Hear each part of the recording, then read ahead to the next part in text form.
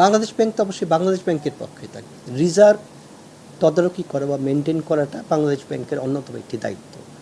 এই রিজার্ভ যখন হেস্ট হয় তখন স্বাভাবিকভাবে বাংলাদেশ ব্যাংকের ইমেজ সংকটে পড়ে এবং একই সাথে বাংলাদেশ ব্যাংক সহ রাষ্ট্র একটা আর্থিক ঝুঁকির মধ্যে বা ক্ষতির মুখে পড়ে যায়।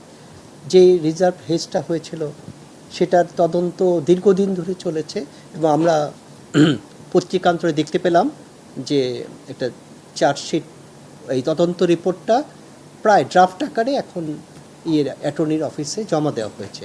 সেখান থেকে মতামত প্রাপ্তির পর হয়তো বা চূড়ান্ত রিপোর্ট তারা জমা দিবে এবং এই রিপোর্ট জমা দেওয়ার পর পরবর্তীতে চার্জশিট বা যে সকল আইনগত বিষয় আছে সেগুলো সেভাবেই আইনি প্রসেসগুলি চলবে এবং বিচার কার্য শুরু হবে।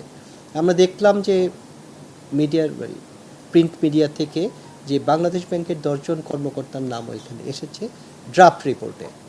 এখন চূড়ান্ত রিপোর্টে কি আসে দেখা যাক এবং তারপর যখন বিচার কার্য চলার পর চূড়ান্ত যে রায় আসবে তার মাধ্যমে বাংলাদেশ ব্যাংক অবশ্যই একটা স্বস্তির জায়গায় আসবে, কারণ এটা বাংলাদেশ ব্যাংকের জন্য ইমেজের জন্য একটা বড় হুমকি স্বরূপ ছিল।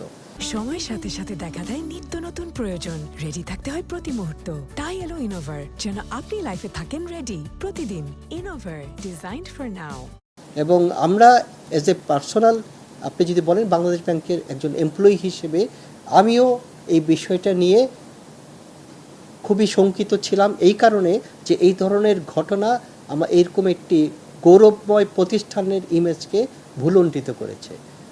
আমাদের কোনো ব্যক্তি, কোনো কর্মকর্তা তাদের গাফিলতি হোক বা ইন্টেনশনালি হোক, যাতে কখনোই প্রতিষ্ঠান বা রাষ্ট্রের কোনো ক্ষতি করার মতো ধৃষ্টতা যাতে দেখাতে সাহস না পায়, এর জন্য একটা এক্সাম্পল আমাদের কাছে খুবই দরকার। আমার মনে হয় এই যে ড্রাফট রিপোর্ট আমরা দেখলাম এবং এর মাধ্যমে তদ্রূপ একটি দৃষ্টান্ত স্থাপনের দিকে আস্তে আস্তে এগিয়ে যাচ্ছে। বাংলাদেশ ব্যাংক আশা করে দ্রুত সঠিক ন্যায়সঙ্গত বিচার কার্য সম্পন্ন হবে এবং এর মাধ্যমে রাষ্ট্রের ক্ষতি এবং প্রাতিষ্ঠানিক যে ক্ষতি হয়েছে তা অনেকটাই পুষিয়ে আনা সম্ভব হবে। মামলায় আপনাদের এই যখন মামলাটা হবে বা চার্জশিটটা যখন ইস্যু মামলায় রূপান্তরিত হবে, বিচার কার্যে রূপান্তরিত, তখন বাংলাদেশ ব্যাংকের পক্ষটা বা অবস্থানটা কি দাঁড়াবে?